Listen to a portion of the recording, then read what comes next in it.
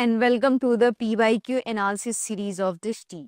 Yes, I'm Ritu and today's session is about art and culture, ancient and medieval history, and this is the episode 2 of art and culture, ancient and medieval history.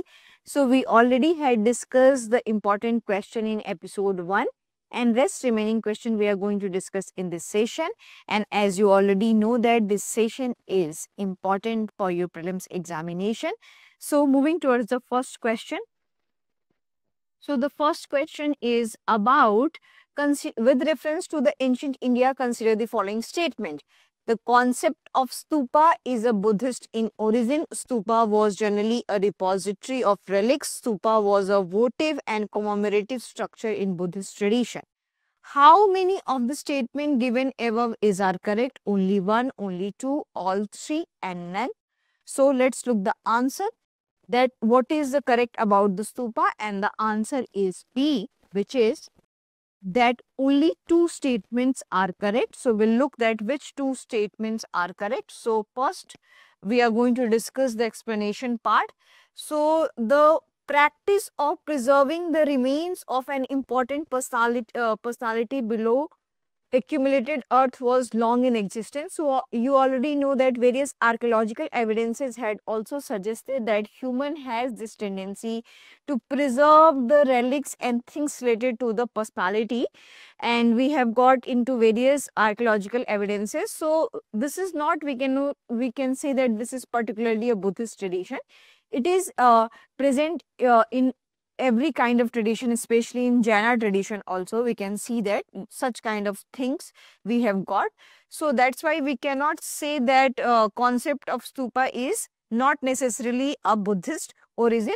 So Buddhist art adopted this practice and structure built over such a site came to be known as stupa. And the word stupa is mentioned in Rig Veda, Atharvaveda, Vajrayani Samahita, Taittiriya Samahita, and Panchvimsata Brahman. So probably then anything raised on the ground like a hip and pile might have known to be a stupa. So these kind of evidences suggest that the concept of stupa is not just related to the Buddhism. The Buddhist texts like Avadan Satakam and Mahavadan and Stupa Vadanam mention about the commemorative aspects of the stupa, and even the Jaina literature, Raya Paseniya Sutta refers to the probably in the later period. So stupa acquired its votive character as well in the Jaina literature also. So that's why statement 3 is correct. So what is the overall essence of this question? That we do know stupa culture through Buddhist tradition, but it does not mean that stupa is only related to the Buddhist tradition. We have got evidences into the Vedic literature also, we have got evidences into the Jain literature also. So we cannot just claim that stupa has this Buddhist tradition and only related to the Buddhist tradition. So coming to the question 2. In which of the following regions was Dhanayakataka, which flourished as a prominent Buddhist center under Mahasanghikas located? Andhra, Gandhara, Kalinga, and Magad. And the answer would be the A, which is the Andhra.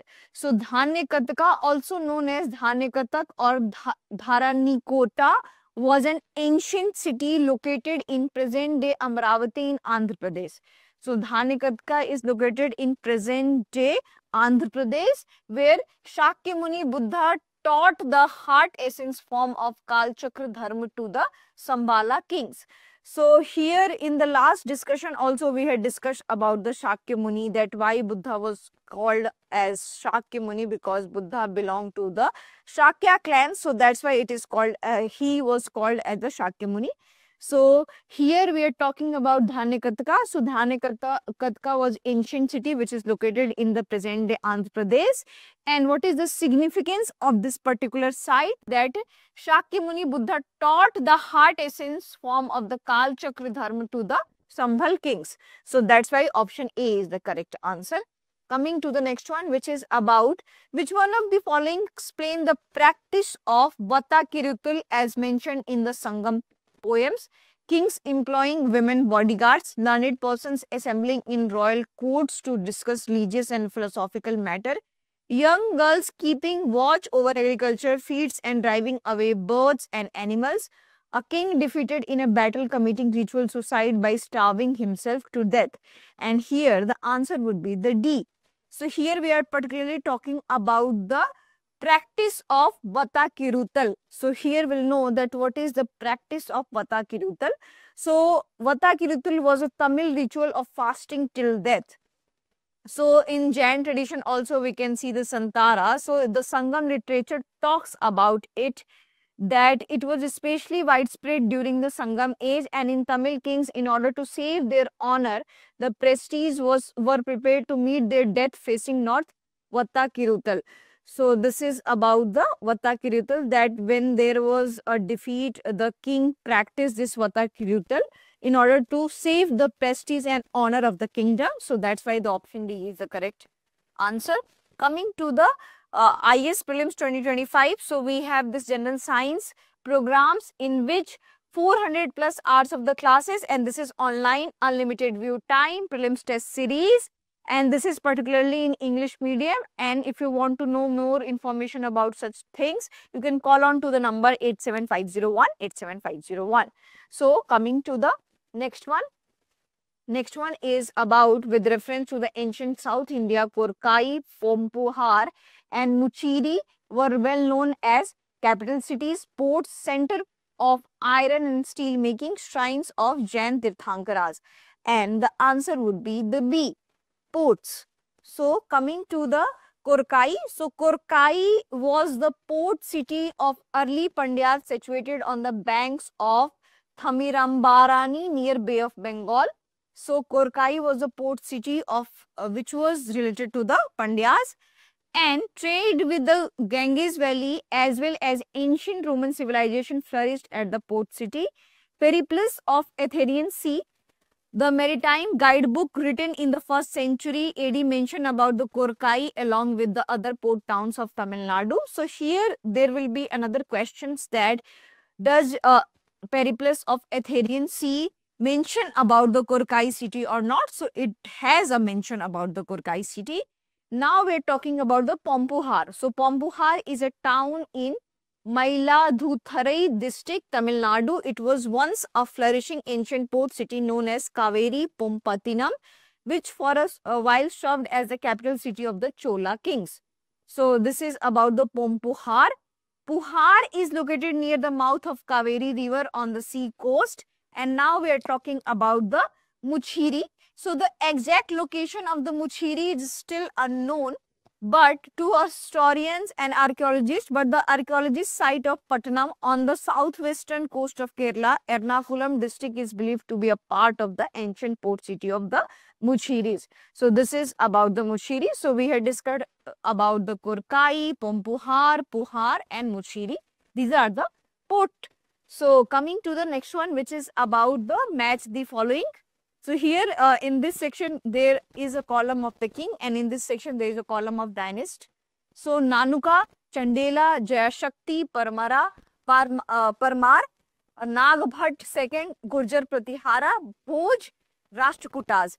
So here they are asking that how many pairs, they are not asking that which one is correct. Here they are asking that how many pairs given above are correctly matched. So here what you have to do, that suppose that you do not know all the 4 pairs. So here you have to eliminate the option. So we'll discuss into the explanation part that which one of the correct. So answer is the only 2 pairs are the correct. So here I am giving you hints. We'll also explain in the explanation section, but for now you can comment into the comment section that which 2 are the correct. I am giving you just few seconds to drop a comment. So coming to the explanation part, the explanation is, so first of all we are going to discuss about the Chandel dynasty, because here we are talking about different kind of dynasties. So the Chandel or Jeja Bhukti was an Indian Rajput clan of central India. As per the 954 C Khajuraho inscription, the first king of Chandela dynasty, Nanuka. So Nanuka is related to the Chandela. So here we will discuss about that whether Nanuka is related to Chandela. Yes, it is related to the Chandela. Now here we will discuss about Jayashakti, also known as Jejak. belong to the Chandela dynasty, not the Parmara dynasty. So that's why this is the wrong option. We'll discuss about the Gurjar Pratihar dynasty. So Gurjar Pratihar dynasty belonged to the medieval India. The line of Nagpat ruled first at Ujjain and later at Connaught during the 8th to 11th century.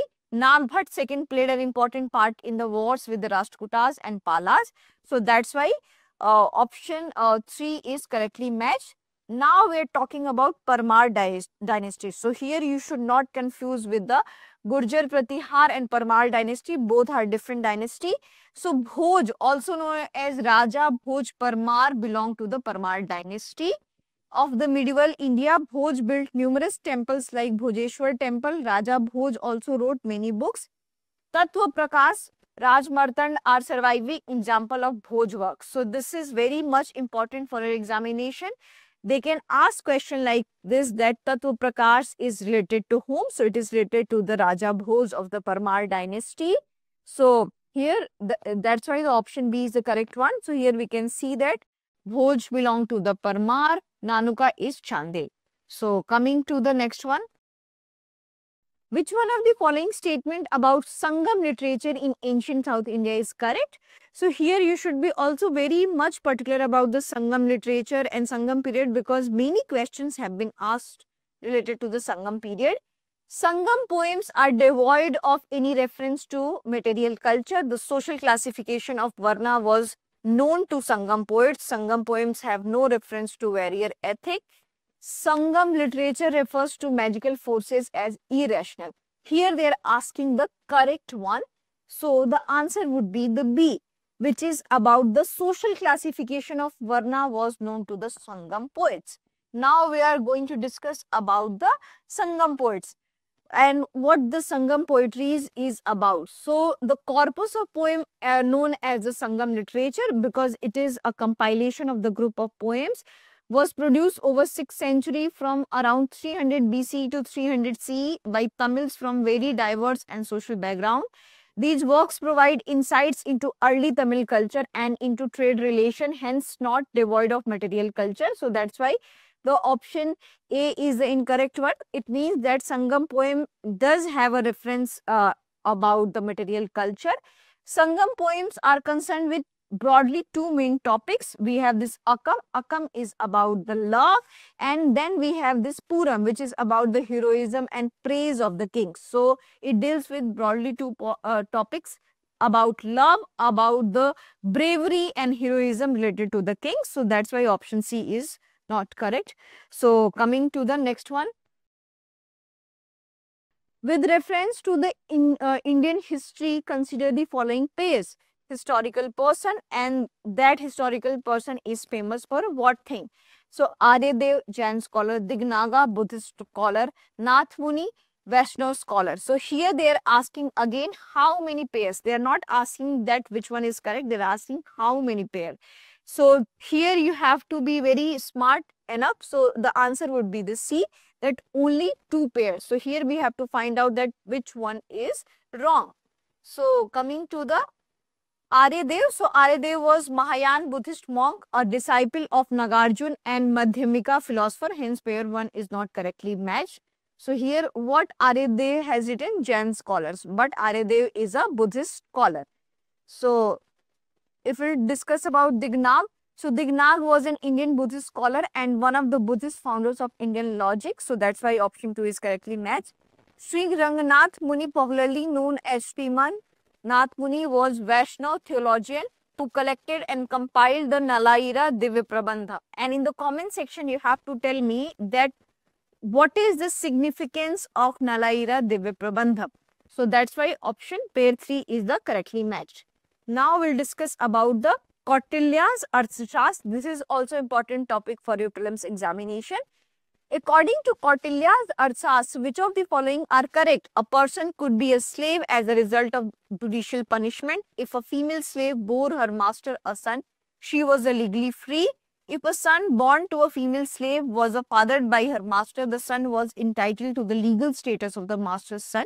Which of the statement given above is are correct? So this particular question is about the slave and master relation and about the dynasty, that in which way dynasty should go on. And here are your options 1 and 2 only, 2 and 3 only, 1 and 3 only, 1, 2 and 3. So the answer would be the B, which is 2 and 3 are the correct one. So here we'll know that why this one is the incorrect one. So here we'll discuss about the slavery system in ancient India and what Kautilya's Arthashastra talks about the slavery in the ancient India. So slavery in ancient India could occur as a result of capture during wars, as a form of punishment for certain crimes, as a means of repaying debts, or as a consequence of being born with slave status due to inheritance. In Kautilya's Arthashastra, there are references to different ways in which a person could become a slave, while it does not specifically mention judicial punishment as one of other means. So that's why it does not mention about the judicial punishment. So that's why statement 1 is incorrect one. Rest we are going to discuss that why 2 are the correct ones. So they had this description that there was a master-slave relationship. So if a female who is a slave and she has a child from the master, then the child has the legal authority. So here we can see that this one is correct, that female is free and the child is legally born because the father is the master. And if a female slave has a son from a slave, in that case, there will be no legal authority provided by the kingdom. So in this way, these are the 2 features associated with the slavery system in ancient India, and all these references has been written in the Kautilya's Arthashastra. Now we are going to discuss about the Harshvardhan. Harshvardhan in the early 7th century, which of the following kingdom were holding powers in northern India? The Guptas of the Magad, the Parmaras of Malwas, the Pushbhutis of Thaneshwar, the Mukharis of Kannauj, the Yadavas of Devgiri, and the Maitrakas of Vallabhi. Select the correct answer using the code given below: 1, 2 and 5, 1, 3, 4 and 6, 2, 3 and 4 only, 5 and 6 only. And here we'll know the answer. The answer would be the B, which is 1, 3, 4 and 6 only. So here we have to know about the 2 and here we have to know about the 5. So coming to the next one. So after the Mauryan Empire, many small kingdoms rose and fell. In the period from 300 to 700 AD, a classical pattern of imperial rule evolved, paving the way for state formation in many regions. During this period, the Gupta kingdom emerged as a great power and achieved the political unification of larger part of the Indian subcontinent. The Puranas mentioned Magad, Allahabad and Awadh as Gupta dominions. The decline of Gupta Empire resulted into the emergence of various empires, and they are the Pushbhutis of Thaneshwar, Mokharis of Kannauj and Maitrakas of Vallabhi. So that's why 3, 4 and 6 are correct. Then here we'll discuss about the political scene in peninsular India was no different. South India too witnessed the rise of 2 important kingdoms under the Chalukyas and Pallavas respectively. The Parmara dynasty ruled Malwa and surrounding areas in the west, central and India between 9th to 14th century. So that's why option 2 is not correct. And the Yadavas initially ruled as feudatories of western Chalukyas along the middle of the 12th century. So that's why this is also not correct. So here we have to look the question. That question talks about the 7th century, and why the option 2 and 5 are incorrect, because they talks about the 9th to 14th century and the 12th century. So that's why the option 2 and 5 are the incorrect one. Coming to the IS prelims, GS plus CSET online course. So you already know that we have so many problems related to the CSET. So for that we have this combined thing in which 500 plus hours of classes. This is online, watch unlimited times, 30 free tests, GS plus CSET, and this is exclusively in English medium. So if you want to know more information about such things, you can call on to the number 87501 87501. So coming to the next one. Which one of the following ancient towns is well known for its elaborate system of water harvesting and management by building a series of dams channelizing water into connected reservoirs? Dholavira, Kalibangan, Rakhigadi, Ropar. So here the answer should be the A, which is the Dholavira. And you already know that Dholavira is also into the current news for various regions. So that's why Dholavira is very much important, and you should be very much careful regarding the excavation sites, because excavation sites are always going on. So you have to read newspaper and you have to find out that which site has a new finding. So we can see that related to that site there can be question in your prelims examination. So that's why it's very important for your history perspective, also for your current affairs perspective. So here we'll know about the features of the Dholavira. Dholavira, an Indus Valley civilization site in present-day Gujarat, India, is renowned for its sophisticated water management system, and it had a network of dams, reservoirs, stored and managed water efficiently, and it has a good what you can say, harvesting rainwater and managing resources. So that's why the answer would be the Dholavira. In the comment section, you have to tell me that what was the Kalibangan famous for. And we already had discussed about Kalibangan in our daily programs. So you should tell me that what was the famous for Kalibangan. So coming to the next one. Who among the following rulers advised his subjects through this inscription? Whosoever praises his religious sect or blames other sects out of excessive devotion to his own sect, with the view of glorifying his own sect, he rather injures his own sect very severely. And your options are Ashok, Samudragupta, Harshvardhan, Krishnadev Rai. And of answer should be the A. So coming to the answer part, and the answer is A. So here we'll discuss about that what Ashoka edicts tell about the different features related to the virtues and good lives. So in his edict 12, Ashoka condemns the practice of elevating one's own religion at the expense of someone else. Growth in essential can be done in different ways, but all of them have not their root restrained to in speech.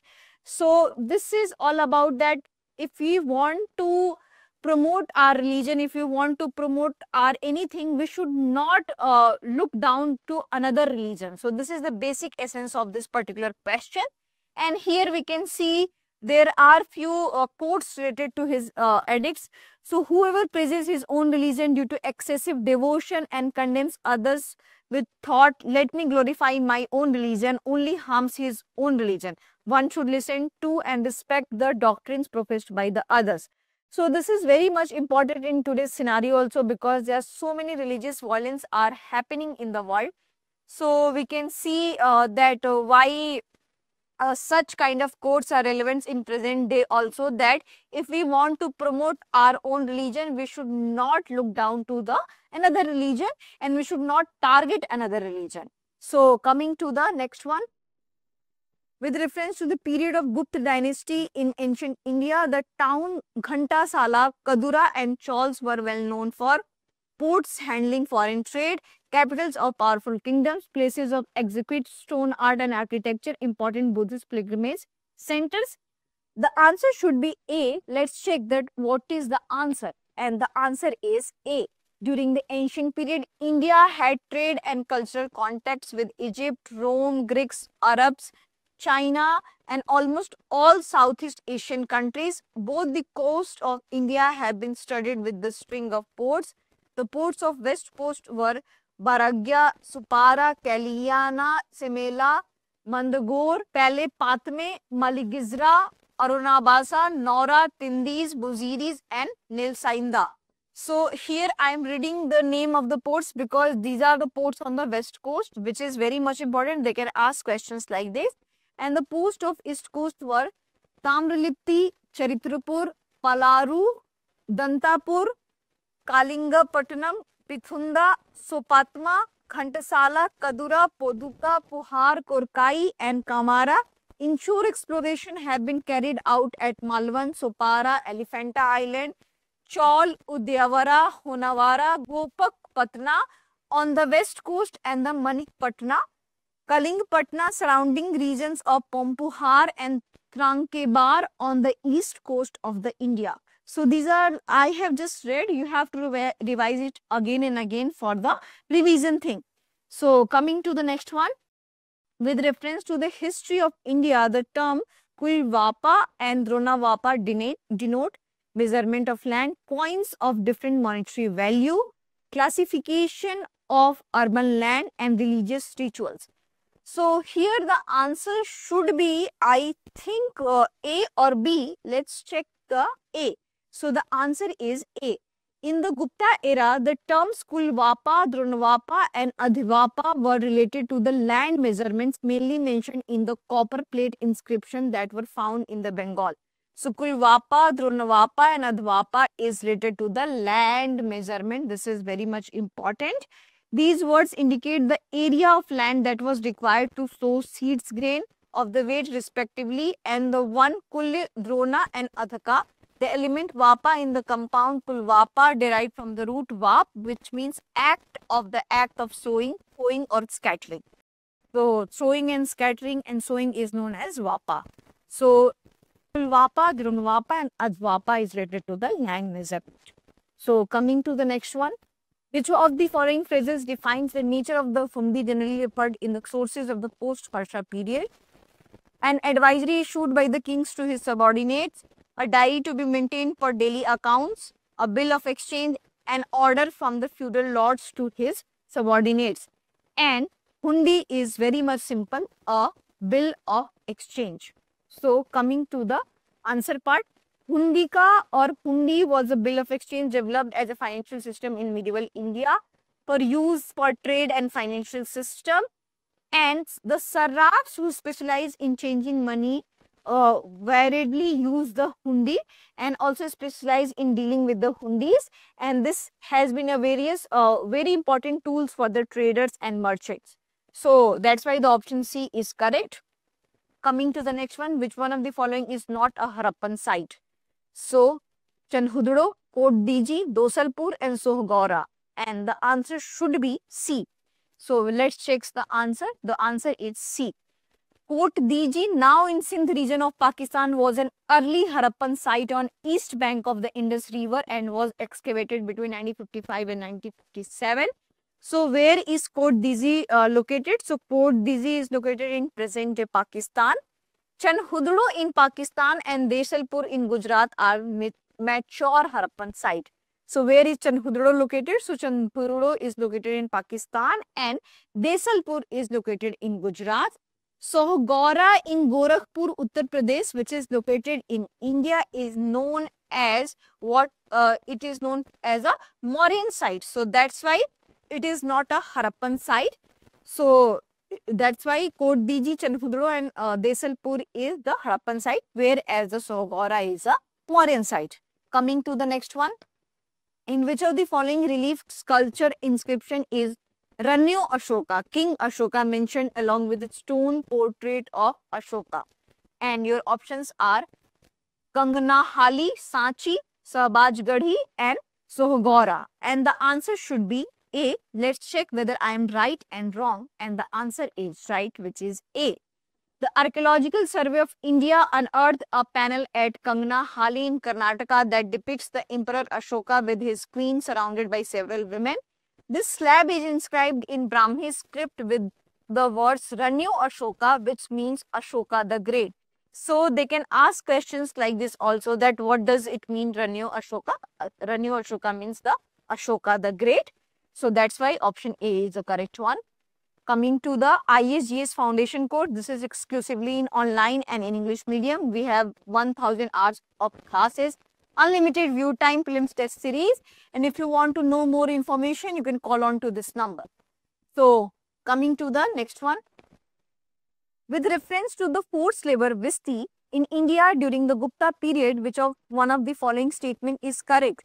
It was considered a source of income for state, a sort of tax paid by the people. It was totally absent in the Madhya Pradesh and Kathiawar regions of Gupta Empire. The forced laborer was entitled to weekly wages. The eldest son of the laborer was sent as the forced laborer. So here, first of all, we should know that what is Visti is related. So Visti is related to the forced labor because they can ask question like is that what does Visti mean? And in various state prelims, they had asked question. Now look at the answer, and the answer is A. It was considered a source of income for state, a sort of tax paid by the people. So coming to the explanation part. So earliest recorded references of forced labor comes from the Kautilya's Arthashastra, which recommends way to enhance production, such as newly established villages should consist of 100 and 500 families, mostly Shudras, with the state extracting visti of forced labor from the people.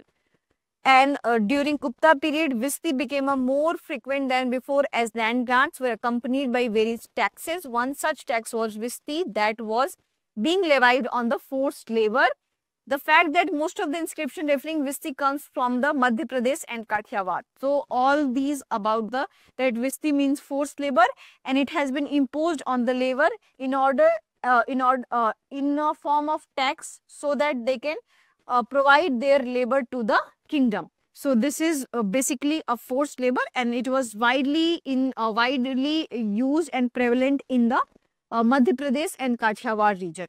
So coming to the, consider the following dynasties: Hoysala, Gardhawala, Kakatiya and Yadav. How many of the above dynasties established their kingdom in the early 8th century?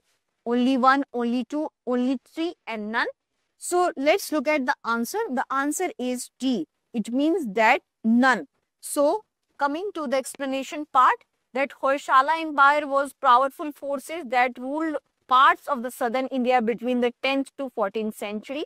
Here in the question we are talking about the 8th century AD. So that's why one is the incorrect one. And the capital of Hoysala was initially located at Vellore, but later shifted to the Halebidu. So if we'll talk about the Gardhawala dynasty, so it was a Rajput dynasty that ruled parts of the present day states of Uttar Pradesh and Bihar during 11th and 12th century. So that's why this is also incorrect, because the question is about the 8th century, and the capital was located in Varanasi in the Gangetic Plains.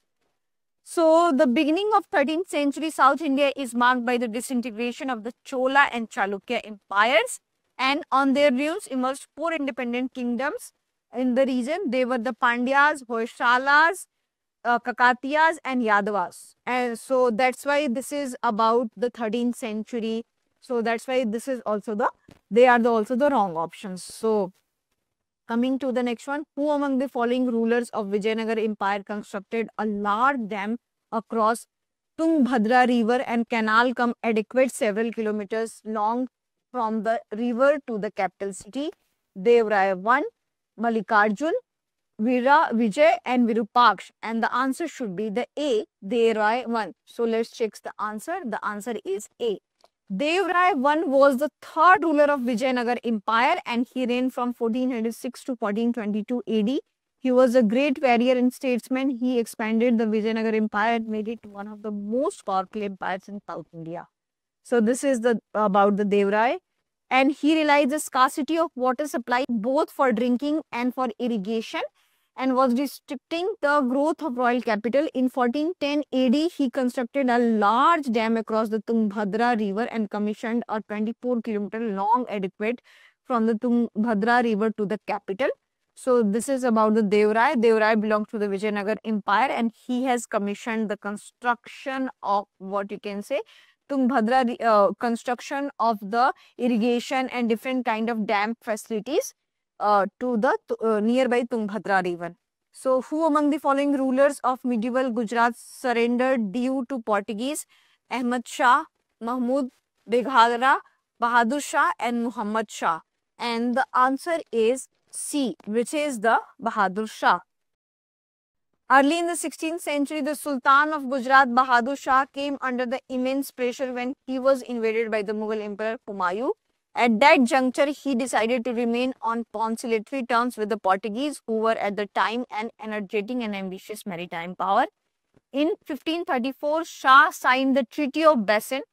This is very much important, with Portuguese ceding due to the latter as well as territories of his empire such as Vasai and the islands that today form Mumbai. The Portuguese obtained Daman from the Shah in 1559. So here Treaty of Bassein between Muhammad Shah and Portuguese, and in that treaty he had ceded the due to the Portuguese. And later he also gave this Daman from the Shah. Portuguese got Daman from the Shah in 1559. So this is the story about Daman and Diu. Now we'll discuss about the medieval India. In medieval India, the term phanam referred to clothing, coins, ornaments, weapon, and the answer should be the B. The phanam and chakram coins were the regular unit currency in medieval Travancore and were extensively used for trading. They existed in between 9th and 19th century. These small gold coins weighed as it is 0.3 grams. They had a diameter of less than a centimeter. So this is about the phanam. It is a very small coin. So coming to the next one. With reference to the Indian history, who of the following were known as Kulah Darar? Arab merchants, Kalandhars, Persian calligraphists and Sayyids, and the answer is Sayyid. So here we'll know that why Sayyid is the answer, because Sayyids used to wear a pointed cap and that cap is called as Kulah. So that's why they are called as Kulah Daran. So Sayyid dynasty was founded by Khijr Khan in 1440 CE. This is also very important information. And they claim their descent from the Prophet Muhammad, daughters Fatima. So coming to the next one. With reference to medieval India, which one of the following is the correct sequence in ascending order in terms of size? So here we are talking about the size. Paragana, Sarkar, Suba, Sarkar, Paragana, Suba, Suba, Sarkar, Paragana, Paragana, Suba, Sarkar. And the answer is A, which is Paragana, Sarkar and Suba. Let's discuss the answer. The Mughals in India had an elaborate administrative setup, we already know. And the emperor was head of the central administration, aided by different officials like Mir, Bakshi and Diwan. The empire was divided into provinces called Subas. The head of the provincial administration was the governor, Subedar. So the head of the provincial administration was the governor, known as the Subedar, who reported directly to the emperor. Each Suba was divided into Sarkar. It often overlapped with the jurisdiction of the Fauzdars, commandants, who were deployed with the contingents of the heavy cavalry and musketeers in districts. The local administration was looked after the level of the Paragana sub-districts by 3 semi-hereditary officers. Kanungo. So what is Kanungo? Keeper of the revenue records. The Chaudharis in charge of the revenue collection, and the Kaji. So this is about the thing. So here we can briefly discuss that what is the role of each officer. So Province Suba, Sipah Salar, head consecutive under Akbar and later was known as Nizam of Subedar. Diwan in charge of the revenue department, Bakshi in charge of the military department. So Diwan in charge of the revenue department, Bakshi means military. District Fauzdar administrative head, Amal Guzar revenue collection, Kotwal maintenance of land and order, trail of criminal cases and price regulations, Paragana, Shikdar administrative head combined in himself as the duties of Fauzdar and Kotwal, Amlan Kanungo revenue officials, village, Mukaddam headman, Patwari accountant, Chaukidar watchman. So these things are very much important for examination because they can ask any post and their meaning and their role. So let's move to the another question.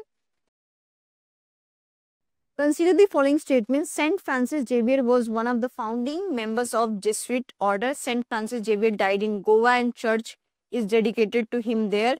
The feast of Saint Francis Xavier is celebrated in Goa each year. Which of the statements given above are correct? 1 and 2 only, 2 and 3 only, 1 and 3 only, 1, 2 and 3. And here the answer should be, I think Saint Francis died in Goa and a church is dedicated to him. So answer should be 1 and 3 only. Let's check the answer. And the answer is 1 and 3 only. The patron saint of missionaries and one of the founders of the Jesuits order, Saint Francis Xavier, taught religious converts throughout the Asia during 1500s. So that's why statement 1 is correct. And Xavier next focus for missionary work was China. And he traveled to Sanxian Island near Canton but was not able to access the mainland because borders had been closed to foreigners. Before he could find a way inside the country, illness incapacitated to Xavier and he died on the island on December 3, 1552. At the age of 46, his body was taken to the Goa, not he died in the Goa. So that's why statement 2 is the incorrect one. And on 3rd of December, there is a Lord Goa festival and this is one of the biggest festival for Christians. So that's why his death is marked as the Lord Goa festival, which is on the 3rd of December in Goa. So coming to the next one, with reference to the Mughal in India, what are the differences between Jagirdar and Jamindars? So Jagirdars were holders of land assignment in lieu of judicial and police duties, whereas Jamindars were holders of revenue rights without obligation to perform any duty other than revenue collection. Land assignments to Jagirdars were hereditary and revenue rights of Jamindars were not hereditary. So here we should know that which one is the correct one. I think D, and the answer is D. In Mughal India, Jagirdars under Mansabdari system were assigned land in lieu of assigned duties towards the empire, such as the police, judicial, military, whereas Jamindars, apart from revenue collection duties, had to render military duties and perform khidmat and also offer gifts to the court. So the Jagirdars were frequently transferred as promotions and demotions, but Jamindar has this hereditary rights. So this is about the Jagirdars and Jamindars. So coming to the next one, in revenue administration of Delhi Sultanate, the in charge of revenue collection was known as Amil. The Ikta system of Sultan of Delhi was an ancient indigenous institution. The office of Mir Bakshi came into existence during the reign of Khalji Sultans.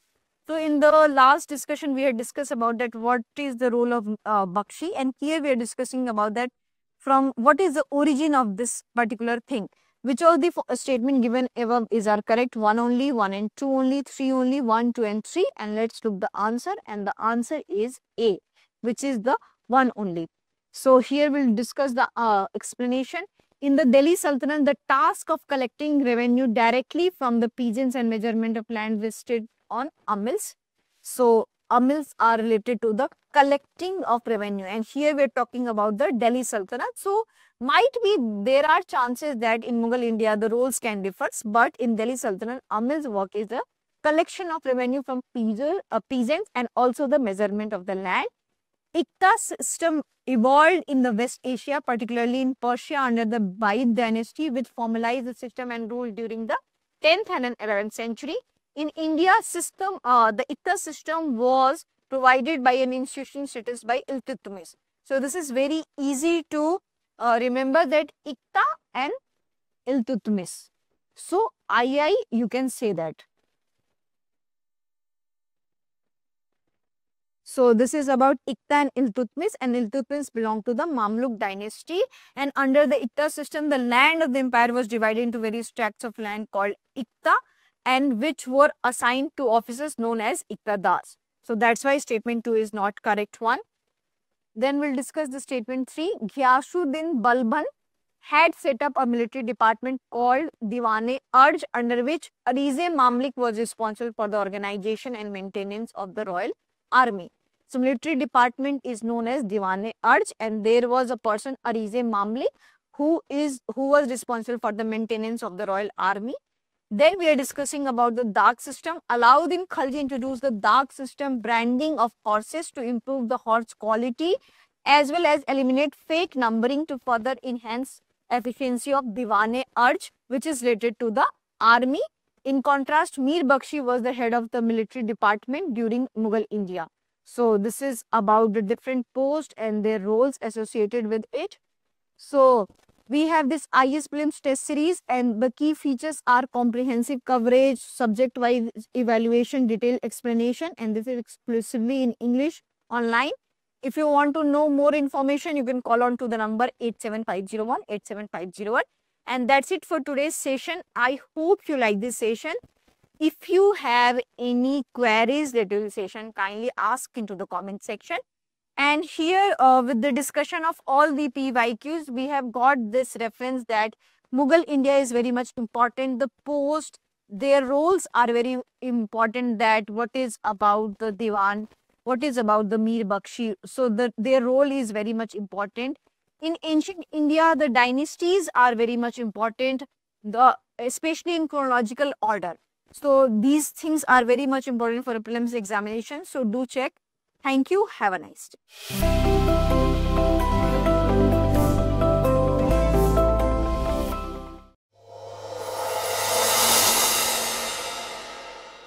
For more informative content, like, share and subscribe, and do not forget to press the bell icon to get the notifications.